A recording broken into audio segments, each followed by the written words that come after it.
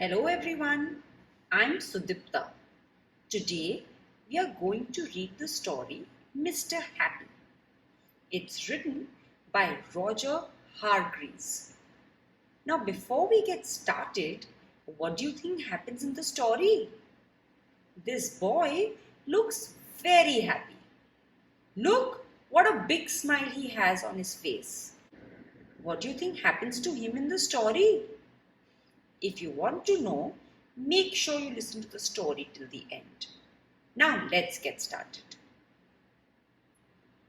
On the other side of the world, where the sun shines hotter than here, and where the trees are 100 feet tall, there is a country called Happyland.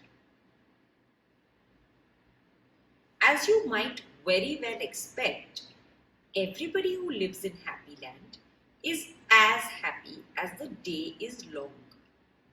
Wherever you go, you see smiling faces all around. It's such a happy place that even the flowers seem to smile in Happyland. And as well as all the people being happy, all the animals in Happyland are happy too. If you've never seen a mouse smile, or a cat, or a dog, or even a worm, go to Happyland. This is a story about someone who lived there who happened to be called Mr. Happy. Mr. Happy was fat and round and happy.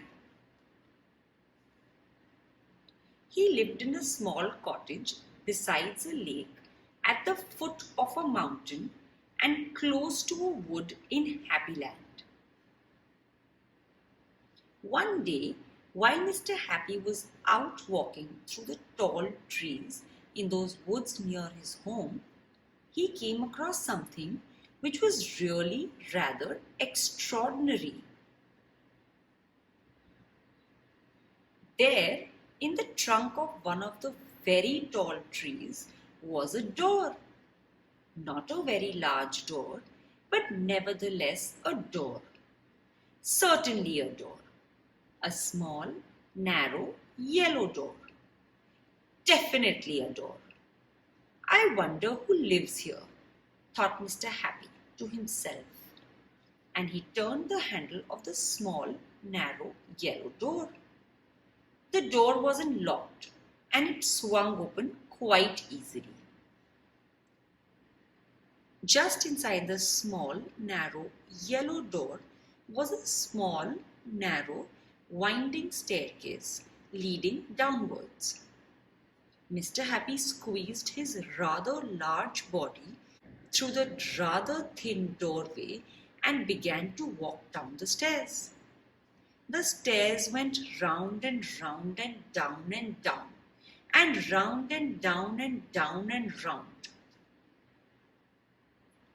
Eventually, after a long time, Mr. Happy reached the bottom of the staircase. He looked around and saw, there in front of him, another small narrow door. But this one was red. Mr. Happy knocked at the door. "Who's there?" said a voice. A sad, squeaky sort of voice. "Who's there?" Mr. Happy pushed open the red door slowly. And there, sitting on a stool, was somebody who looked exactly like Mr. Happy, except that he didn't look happy at all. In fact, he looked downright miserable.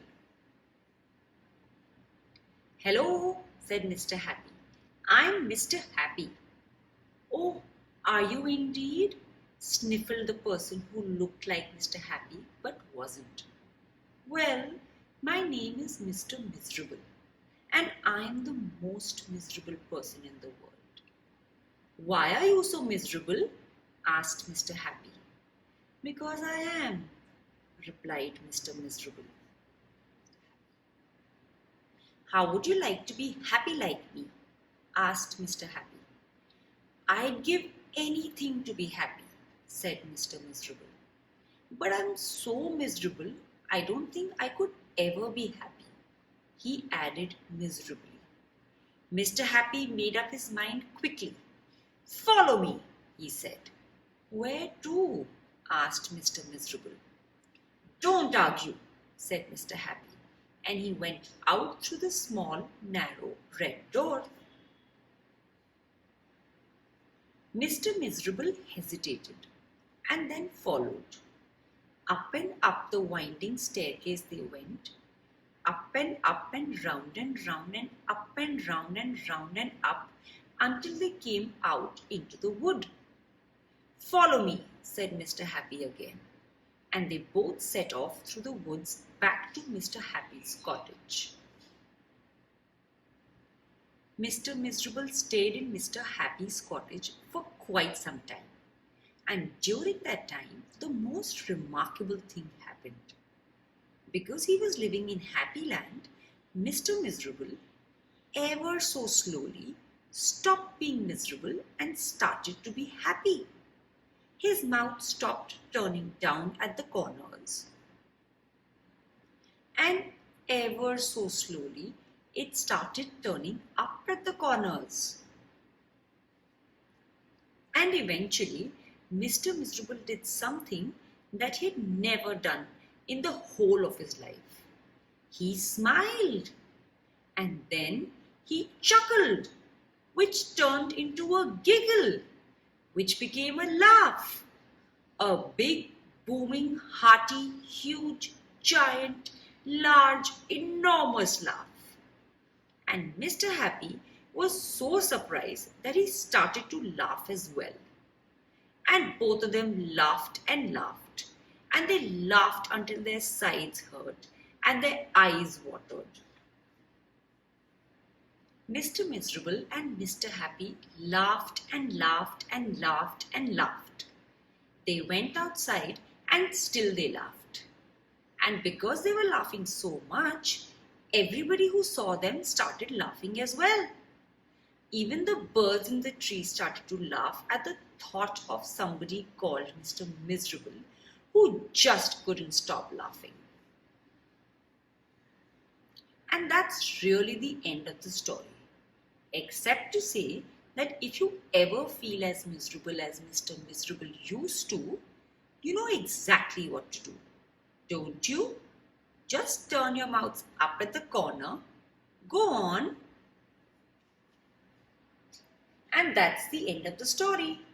How did you like it? Mr. Happy was such a happy person, and he lived in Happyland, where everyone was happy. The flowers, the worms, the dog, and even the cat. One day, when he met Mr. Miserable, who just couldn't be happy, he decided to help him and made him happy too. What a nice thing to do!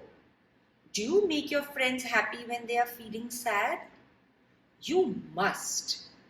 It's such a nice thing to be happy and make others happy. If you liked the story, do click the like button. Also, share it with your friends so that they too can enjoy the story. To hear a new story every week, don't forget to subscribe to my channel. There are many more stories there. Enjoy the next one. Bye.